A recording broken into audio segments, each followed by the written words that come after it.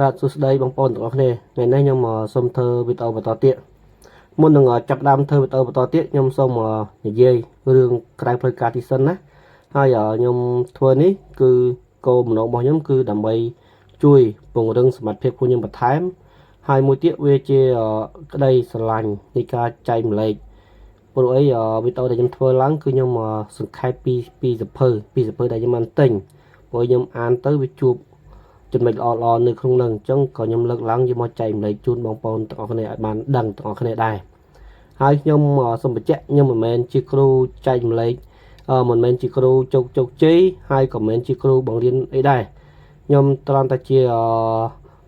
មនុស្សធម្មតាសាមញ្ញធម្មតាទេណាអញ្ចឹងសូមបងប្អូនកុំយល់ច្រឡំថាខ្ញុំជាគ្រូឬក៏ជាគ្រូជោគជ័យអីណាខ្ញុំសូមអភិតោហើយក៏សូមអធិស្ឋានឲ្យខ្ញុំនិយាយភាសាគ្រូជោគជ័យនេះគឺខ្ញុំអត់ចង់ទៅប៉ះពាល់ទៅអ្នកណាឬក៏លោកគ្រូណាទេពួកអីដោយសារតែក្តីស្រឡាញ់របស់ខ្ញុំចង់ចែកចម្លែកដែលខ្ញុំបានអានចំណុចសំខាន់ដែលខ្ញុំអានទៅបានជួបដែលខ្ញុំបានដឹងអញ្ចឹងខ្ញុំដោយសារក្តីស្រឡាញ់នៃការចែកម្លែកដែលខ្ញុំបានអានហើយបានជួបហើយខ្ញុំនឹងធ្វើការចែកម្លែកជូនឲ្យបងប្អូនបានដឹងដូចខ្ញុំដែរហើយខ្ញុំធ្វើនេះគឺខ្ញុំដកស្រង់ចេញសិភៅបើនិយាយចំគឺយើងដកសង្ខេបអានជាសិភៅដែលខ្ញុំបានខំចំណាយលុយដើម្បីវិនិយោគទៅលើការទិញសិភៅយកមកអានអញ្ចឹងដើម្បីបងប្អូនបានដឹងទាំងអស់គ្នាហ្នឹងហើយអញ្ចឹងកិច្ចចាប់ផ្ដើមខ្ញុំនឹងធ្វើការនិយាយអំពីចំណុចទាំង6ដើម្បីជួយដល់ការអភិវឌ្ឍភាពជាអ្នកដឹកនាំអញ្ចឹងចំណុចទាំង6ដើម្បីអភិវឌ្ឍភាពជាអ្នកដឹកនាំបានតើមានចំណុចខ្លះចំណុចទី1គឺយើងនិយាយអំពីចក្ខុវិស័យវែងឆ្ងាយមេដឹកនាំគឺត្រូវតែមានចក្ខុវិស័យវែងឆ្ងាយទី2ធ្វើឲ្យខ្លួនឯងមានចង្អុលគ្រប់ពេលមេដឹកនាំគឺតែមានចង្អុលគ្រប់ពេលទាំងអស់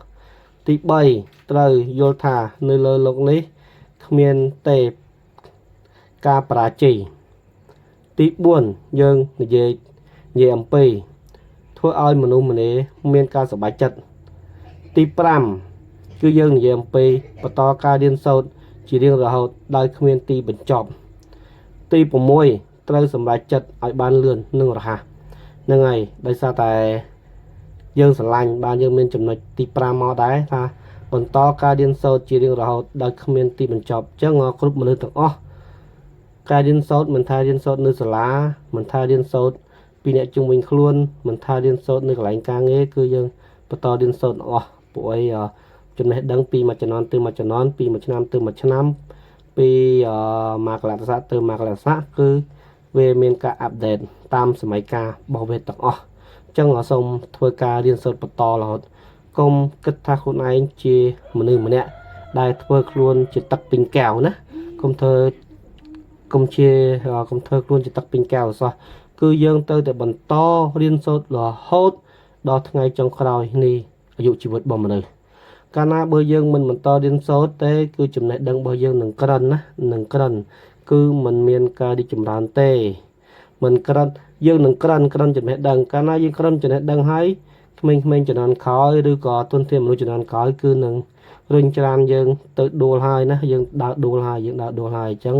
ចំណេះដឹងយើងក្រិនគឺក្មេងៗជំនាន់ក្រោយគឺនឹងរុញច្រានហើយណារុញច្រានយើងហើយពីព្រួយពីមួយជំនាន់ទៅមួយជំនាន់ចំណេះដឹងចេះតែមានការកើនឡើងរហូតណាមានតែ